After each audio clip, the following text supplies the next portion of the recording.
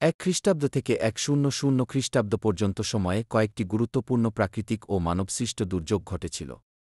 নিচে এর কিছু উল্লেখযোগ্য উদাহরণ দেওয়া হল। প্রাকৃতিক দুর্যোগ ১. পম্পেই ভূমিকম্প ৬২ খ্রিস্টাব্দ রোমান সাম্রাজ্য। একটি বড় ভূমিকম্প পম্পেই ও হেরকুলেনিয়াম শহর ধ্বংস করে দেয়। এটি ৭৯ খ্রিস্টাব্দে মাউন্ট ভেসুভিয়াস আগ্নেয়গিরির অগ্ন্যুৎপাতের পূর্বাভাস ছিল। আনুমানিক তীব্রতা ৫.০৬৫ মাত্রা। ২. এশিয়া মাইনরে ভূমিকম্প ১৭ খ্রিস্টাব্দ রোমান প্রদেশ এশিয়া, বর্তমান তুরস্ক।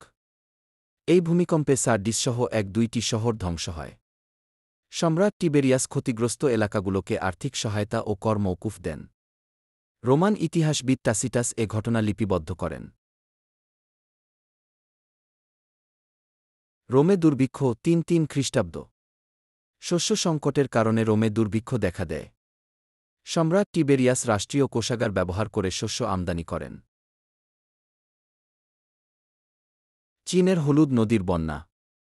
হান রাজবংশের সময় হলুদ নদীর নিয়মিত বন্যা অনেক ক্ষয়ক্ষতি ঘটায়, যদিও নির্দিষ্ট সাল জানা যায় না।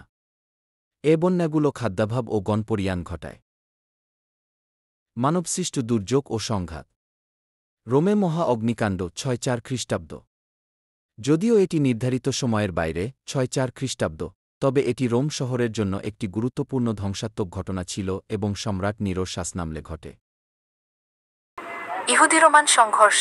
প্রথম ইহুদি রোমান যুদ্ধ ৬৬-৭৩ খ্রিস্টাব্দ। প্রধান যুদ্ধ ১০০ খ্রিস্টাব্দের পর হলেও তার আগেই নানা বিদ্রোহ ও উত্তেজনা শুরু হয়। সামারিয়া ও জিহুদিয়ায় বিদ্রোহ। এই সময়